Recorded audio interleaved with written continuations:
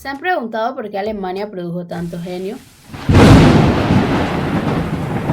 Si analizamos algunos de los nombres más importantes de la historia moderna, encontramos algo curioso.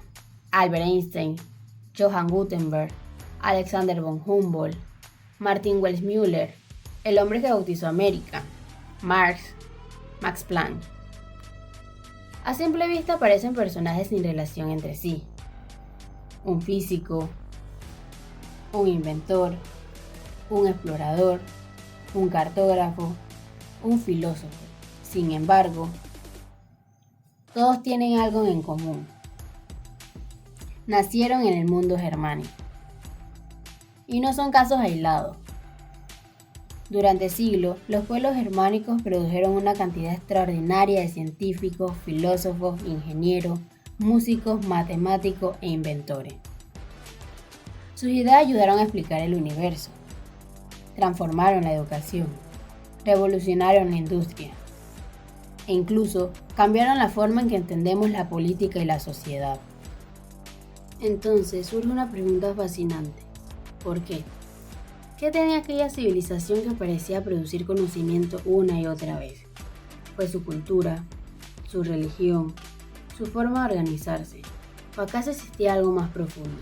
Para responderlo, debemos viajar varios siglos atrás, a una época en la que Alemania ni siquiera existía como país, la herencia romana.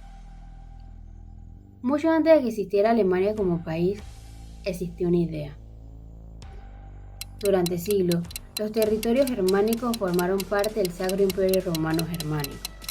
Sus emperadores se consideraban los continuadores del legado romano en Europa.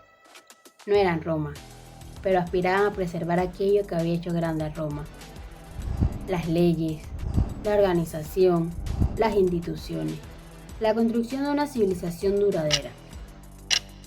Aquella idea ayudó a moldear la cultura alemana. Generación tras generación, los territorios germánicos crecieron admirando el orden, la administración y la construcción de instituciones fuertes. Pero aquello parecía algo interesante. ¿Por qué Roma también fluyó en Francia, en España y en Italia? Entonces, ¿por qué el mundo germánico fue el que produjo una cantidad tan extraordinaria de científicos, filósofos e inventores? La respuesta comenzó a tomar forma siglos después. Y curiosamente, no nació en un palacio, no nació en un campo de batalla, nació en los libros, el hombre que popularizó el conocimiento. Las ideas más brillantes de la historia sirven de poco, si nadie puede leerlas. Durante siglos, los libros fueron objetos escasos y costosos. Copiarlos podían tomar meses e incluso años. Entonces apareció un alemán llamado Johann Gutenberg.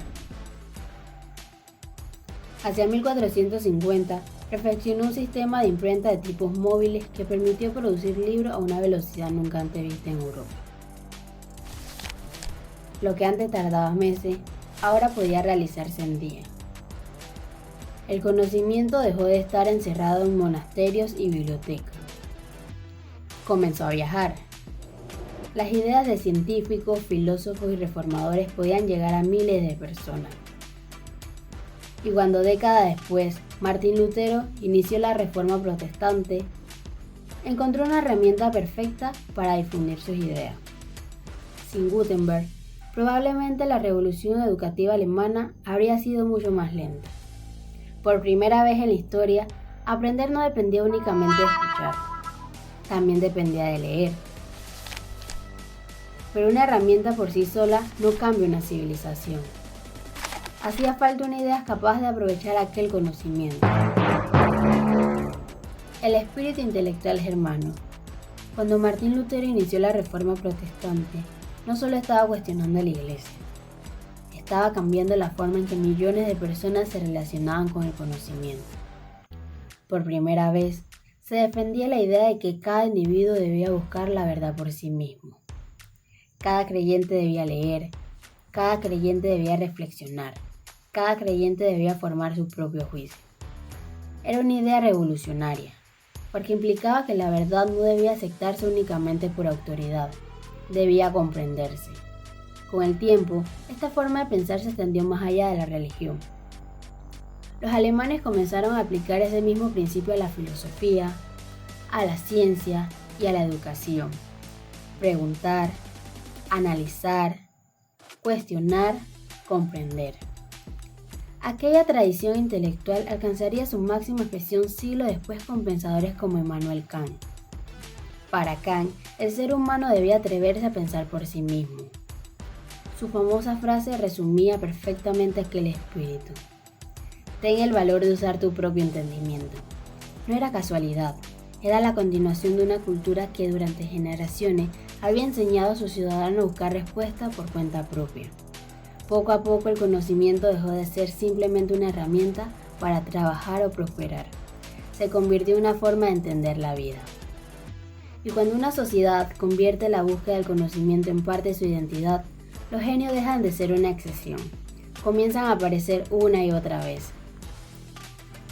Porque antes de producir científicos, antes de producir filósofos, antes de producir genios, Alemania aprendió a valorar el conocimiento.